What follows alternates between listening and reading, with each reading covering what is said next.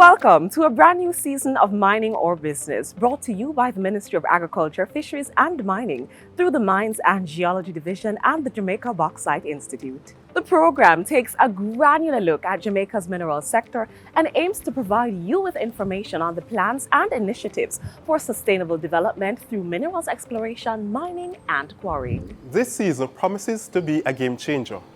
Our episodes will feature exciting segments such as So Says the Law and Minerals Trivia. You will meet all the key players and will also be provided with an avenue to communicate concerns and give recommendations as to how the government can further maximize the benefits for everyone involved.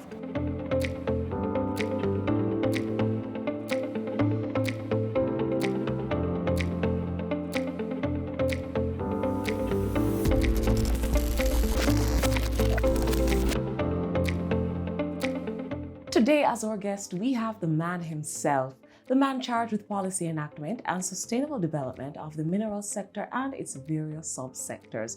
He is none other than the Honorable Floyd Green, Minister of Agriculture, Fisheries and Mining. Minister, we can safely say that the Ministry of Agriculture, Fisheries and Mining is now considered a super ministry. How has the mining portfolio impacted your vision for the overall institution? I guess you're right.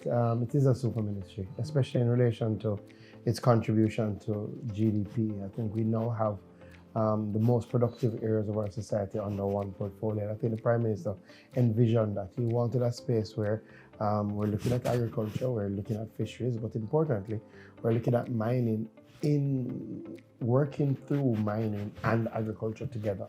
There was a time, a long time ago, when it was a Ministry of Agriculture, Land and Mining. So it actually isn't strange. But in this new dispensation, I think what the Prime Minister wants to see is greater alignment, greater focus on productivity, and working through the issues. So it has just expanded my vision. My vision has always been that agriculture and fisheries has to drive our economic growth.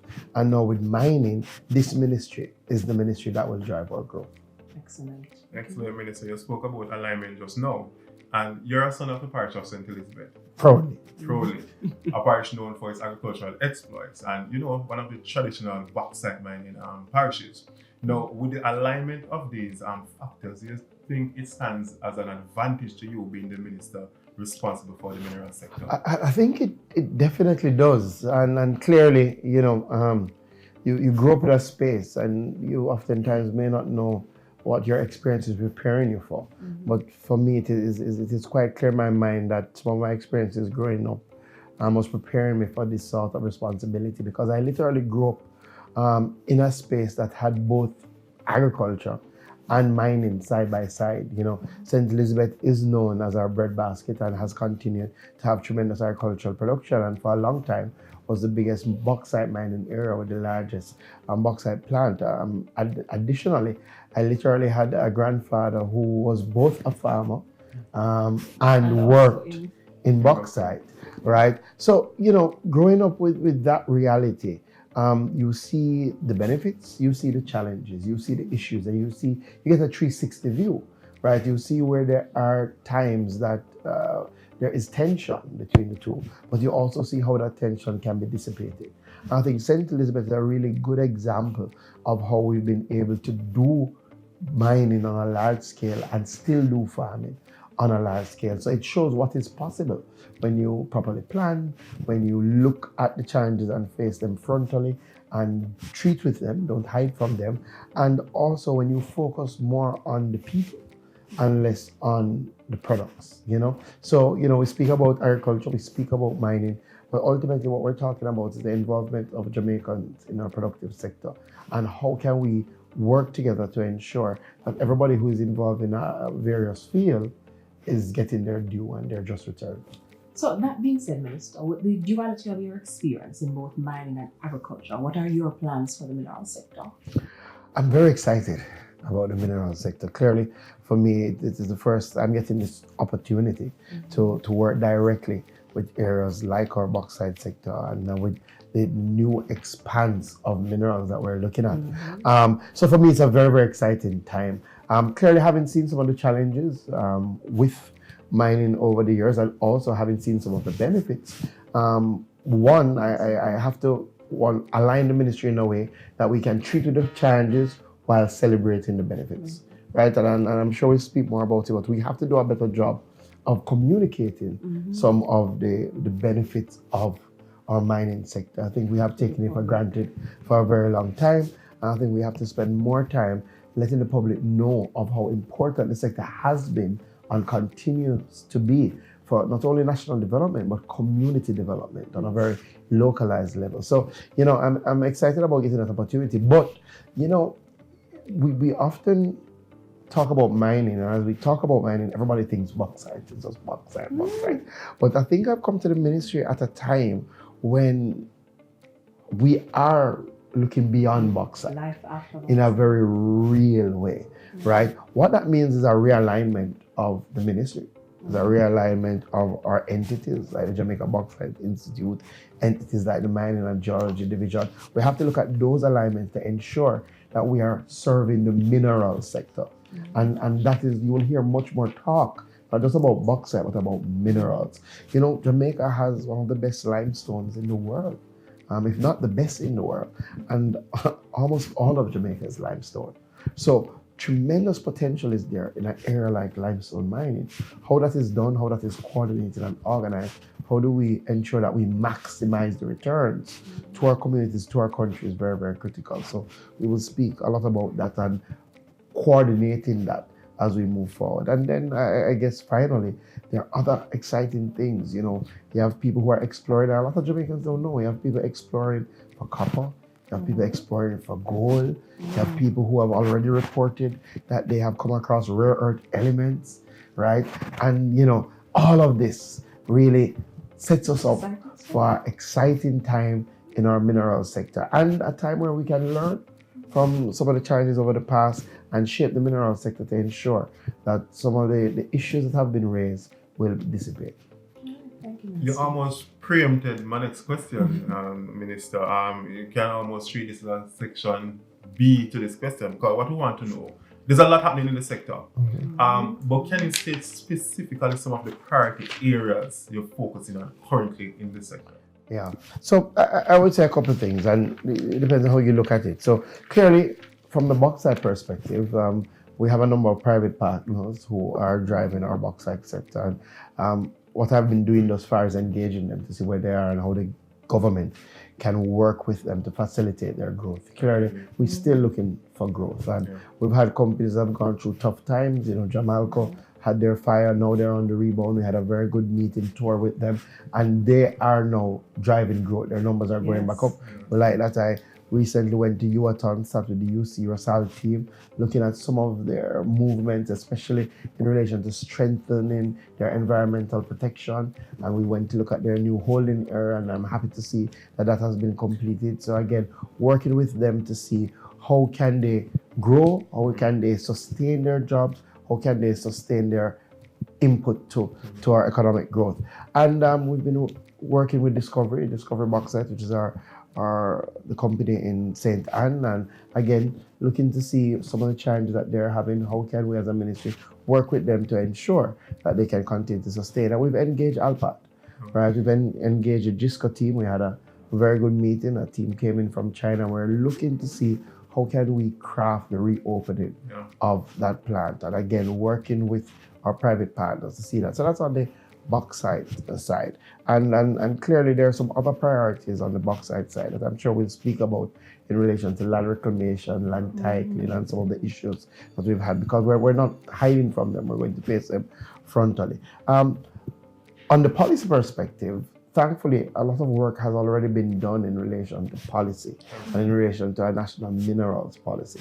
And one of the priorities will be a reorganization of the ministry to, again, focus on minerals. So we're looking to develop a sort of National Minerals Institute. It might have another name in the end, but the idea is to really, we've had the Jamaica Bauxite Institute for years, and it has served us extremely well, right? But we have to expand the focus from bauxite to minerals, and we have to do it not just in name, but in work. So we're going to look at what we have in the Jamaica Bauxite Institute, look at our research area across Mines and Geology and the entire Mines and Geology setup, and see if we can amalgamate them to form this National Minerals Institute that will focus on a broader perspective of minerals and will help us craft a sustainable intervention strategy to ensure that we're maximizing our output from that. So, Minister, before we get to the National Minerals Institute, there are currently some entities such as the Jamaica Bauxite Institute, NEPA, the Water Resources Authority, NGD, alongside the ministry that currently play a role in managing the sector as it is. What are your plans for strengthening the relationships between these entities? I think first, and what we've been doing is assessing those relationships and see where there are gaps.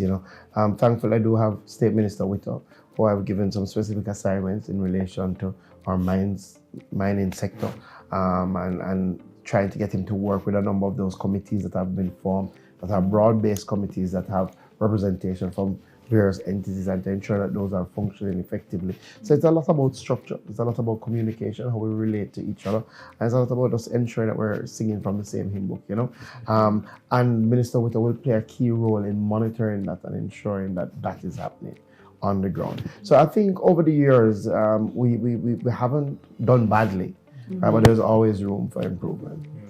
A lot has been said about the extractive sector. You have interest groups, very important interest groups. One of the major concerns is the role it plays or the effects the extractive sector has on the environment and Jamaica's social fabric. How would you respond to concerns such as this? I have found that in life, there always the need for a balance, right? Most things come with positives and come with negatives. I think the mining sector is no different than that. So, of course, I think we have a number of strong NGO groupings who have tried to ensure that Jamaica is staying true to its environmental protection and trying to ensure that whatever we're doing is being done in a way that generations to come will be able to enjoy the Jamaica that we now enjoy. And I appreciate those groups. And as such, I've already started an engagement process. I've invited some of our main groups that have spoken about the bauxite sector especially to sit down, to share with me what are their main concerns and to see how we can work together around those concerns. Because the first thing I think we have to do is listen and listen to each other. I think that's very, very important. So my first role as minister is to listen to all stakeholders and to see how we can find that balance, right? So definitely we've listened to some of the challenges that they've raised, and coming out of some of those challenges, I think we definitely have to do some things differently. Clearly challenges have been raised in relation to things like land reclamation, challenges have been raised in relation to reuse, challenges have been raised in relation to the engagement of the community, right? And I think all those things we have to genuinely look at to see where the deficiencies, and as a ministry, our role is to fix those deficiencies and to work with our private partners to fix those deficiencies. What my experience has shown me is where you have a company that is engaging the community frontally, looking at some of the critical needs of the community, listening to the issues of the community and moving to address those issues, helping the community solve some of their challenges that they've had for decades, then it creates a better atmosphere.